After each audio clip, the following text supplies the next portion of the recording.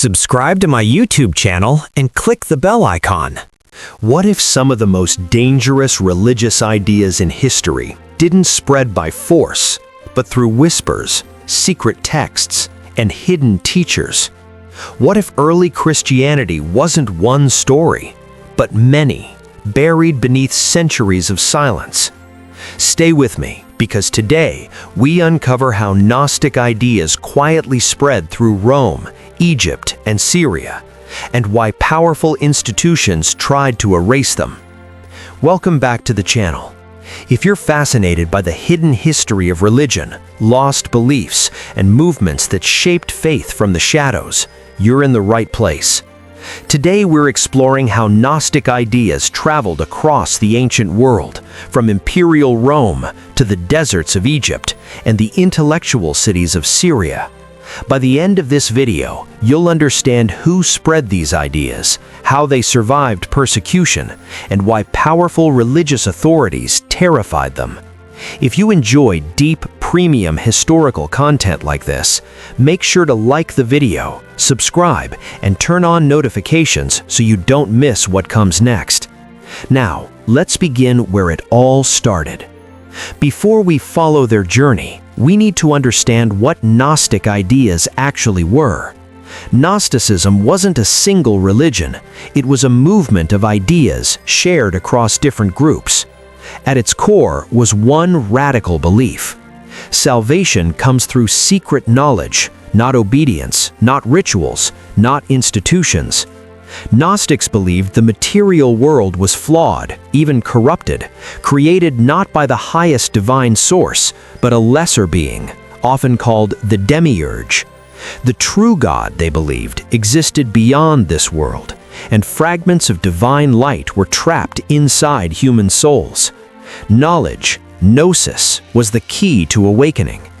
This idea alone challenged everything traditional religion stood for, and that's why it spread quietly and dangerously. Let's begin with Rome, the heart of the empire. Rome was not just a political capital, it was a crossroads of cultures, philosophies, and religions. Merchants, soldiers, slaves, and scholars all carried beliefs with them.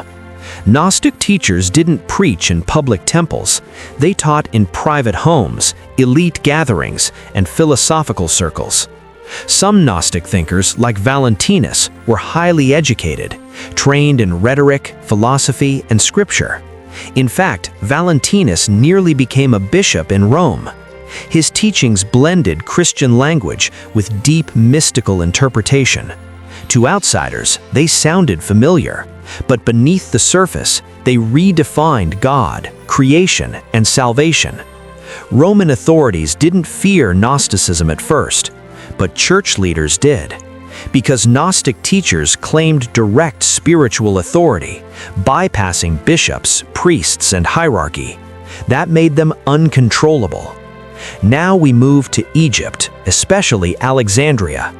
Alexandria was the intellectual capital of the ancient world. Philosophy, mathematics, mysticism, and theology all collided here. This environment allowed Gnostic ideas to flourish. But Egypt offered something else: isolation.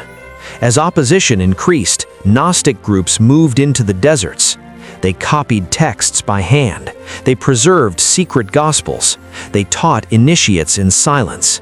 This is where texts like the Gospel of Thomas, the Gospel of Philip, and the Apocryphon of John survived. These writings didn't disappear. They were hidden, buried in jars, sealed in caves. And nearly 1,600 years later, they would resurface at Nag Hammadi, proving Gnosticism was far more widespread than history admitted. Next, we travel to Syria, a critical but often overlooked region. Cities like Antioch and Edessa sat between East and West. Here, Jewish traditions, early Christianity, Persian thought, and Greek philosophy merged. Syrian Gnostic groups emphasized visions, revelation, and inner transformation. They used poetry, symbolic language, and myth. Ideas moved along trade routes. Teachers traveled quietly. Texts were translated into Syriac. Unlike Rome's political tension or Egypt's isolation, Syria acted as a bridge, allowing Gnostic ideas to evolve and adapt. But this also made them more visible, and visibility brought danger. By the late 2nd and 3rd centuries, Orthodox Christianity began consolidating power. Church leaders labeled Gnostic groups as heretical. Texts were banned, teachings were condemned, followers were silenced. But ideas don't die easily. Gnosticism survived indirectly in mysticism, symbolism, and later spiritual movements.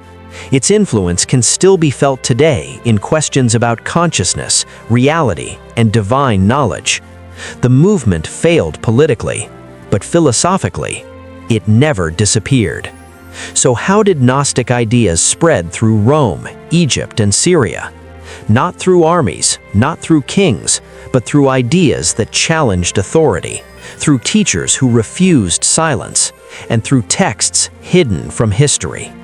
Gnosticism reminds us that early religious history was not simple, it was contested, diverse, and deeply human. If you found this exploration valuable, subscribe to the channel for more premium deep history content. Leave a comment below and tell me, do you think Gnostic ideas were dangerous or simply misunderstood? And if you want to continue this journey, watch the next video where we uncover the forbidden Gnostic texts the Church tried to destroy.